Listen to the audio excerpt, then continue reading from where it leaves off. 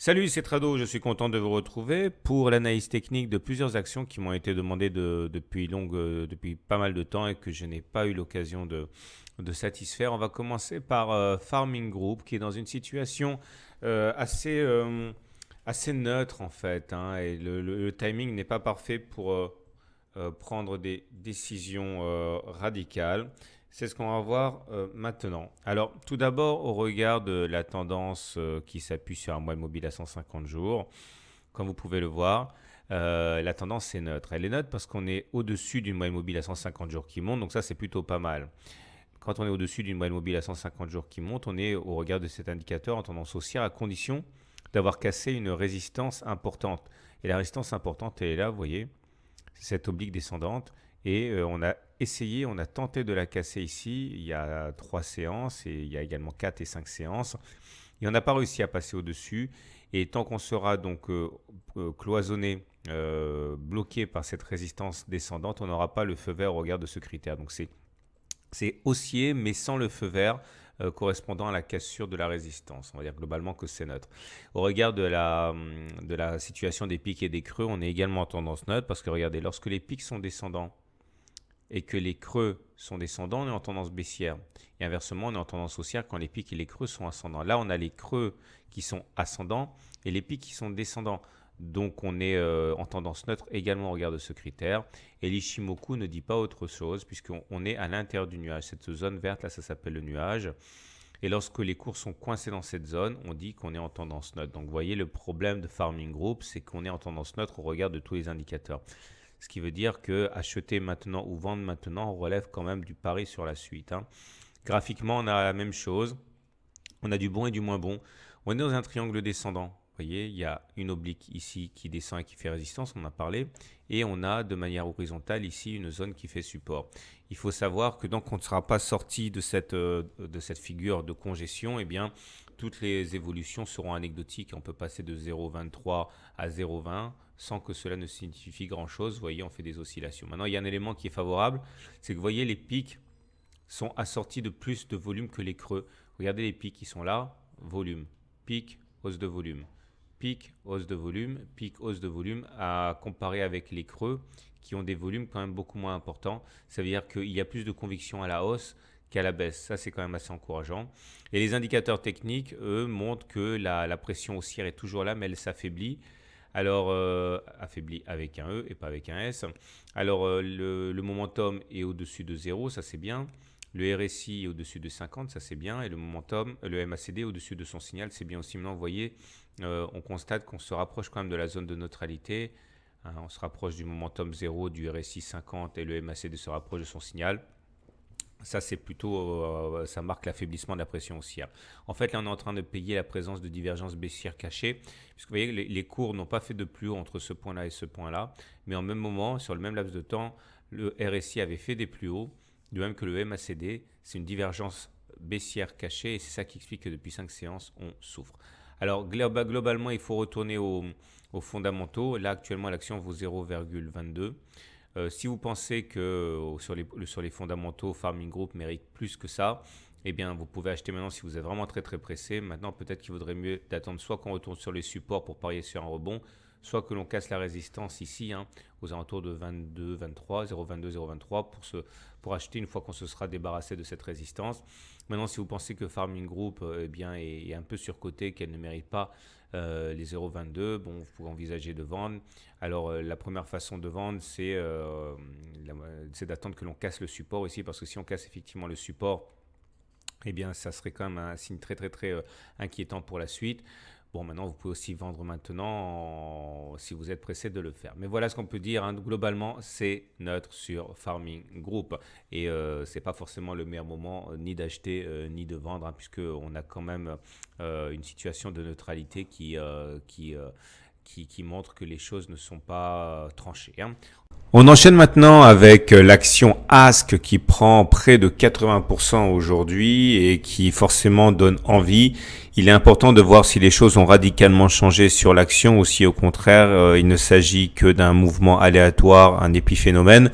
Et c'est ce que je vous propose maintenant. Alors on va regarder la tendance, on regarde la moyenne mobile à 150 jours. Vous voyez cette moyenne mobile à 150 jours est ici en train de basculer à la hausse. Tant la hausse du jour est forte, on est là, et actuellement la moyenne mobile à 150 jours est là.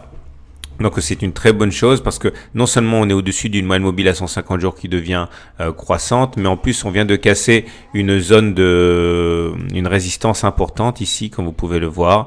Et donc c'est un petit peu notre feu vert pour la tendance haussière au regard de ce critère, de cet indicateur. Donc on regarde la moyenne mobile à 150 jours, on est plutôt haussier. Et c'est également le cas au regard des pics et des creux. Comme vous pouvez le voir, les pics sont devenus ascendants et les creux sont devenus ascendants aussi. C'est le deuxième critère qui nous signifie que la tendance est en train de basculer du côté des haussiers. Et s'il fallait une troisième preuve, c'est la théorie Ishimoku qui montre qu'on est au-dessus du nuage.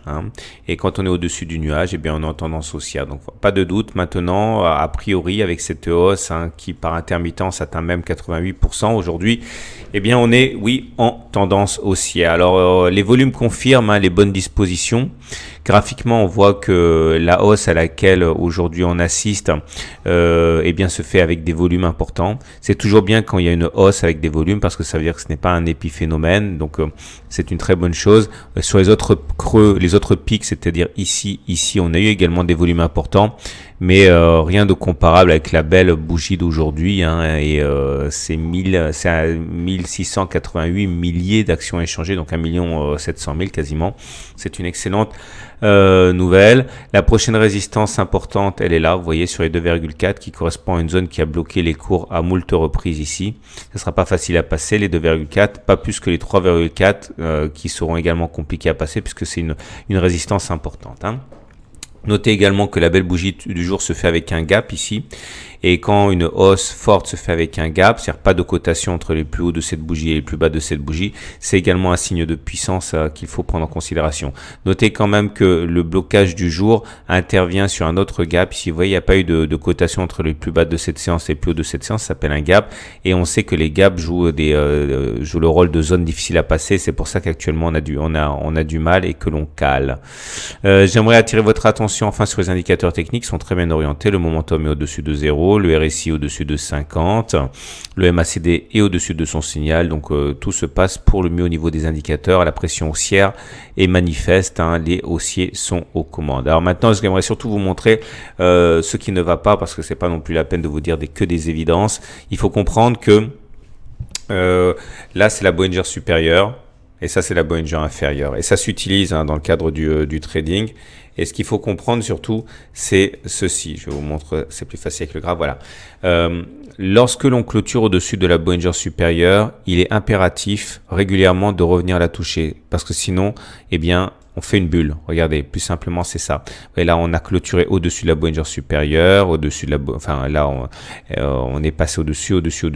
Et là, vous voyez, il n'y a pas eu de contact avec la Bollinger supérieure. Ça s'appelle une bulle. OK. Et derrière, ça descend. Là, pareil, vous voyez, c'est ici. On a eu une belle série de hausses ici. Puis là, on a fait une bulle parce qu'on n'a pas touché la Bollinger supérieure et derrière, il y a eu une baisse. Donc, aussi bizarre que ça puisse paraître, il faut souhaiter que demain, eh bien, on ait un contact avec la Bollinger supérieure qui va monter, devrait être aux alentours de 1,8, 1,9 demain.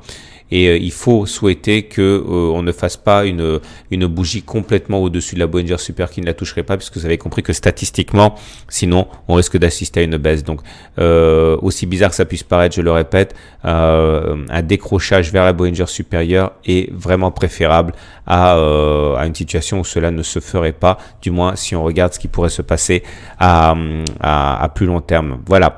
Donc voilà, il ne me reste plus maintenant qu'à me présenter. Si vous ne me connaissez pas, je suis Tradosaur, je suis membre de l'Association française des analystes techniques. Ceci est mon blog. Alors si vous avez envie de faire vos premiers pas en analyse technique, j'ai écrit et réalisé pour vous un module de formation qui est là, il est gratuit, sans aucune obligation d'achat. Vous les récupérez, il y a une vidéo de plus de 30 minutes pour jeter les bases, avec également un livre numérique et un fascicule d'exercices corrigés. N'hésitez pas, encore encore une fois, c'est complètement gratuit. Ça vous permettra d'éviter de grandes bourdes. Et puis, si vous voulez aller plus loin et vous former significativement à l'analyse technique, je vous propose ici une formation intégrale constituée de 22 modules de formation, hein. Et également, n'oubliez pas de vous inscrire ici à la newsletter pour ne pas louper les mises à jour. Et également, et enfin, le Trado Screener ici qui vous donne pour 250 actions la tendance en cours avec une note qui va de -6 à +6 et qui vous permettra de vous repérer au niveau du timing d'achat ou de vente de vos 250 actions préférées. Voilà. À très bientôt pour une autre analyse technique.